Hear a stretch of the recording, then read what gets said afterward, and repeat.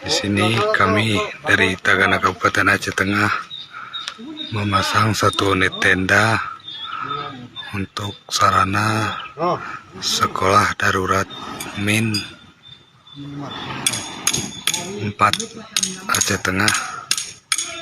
tepatnya di Kampung Rawe. Di sini dari pihak sekolah meminta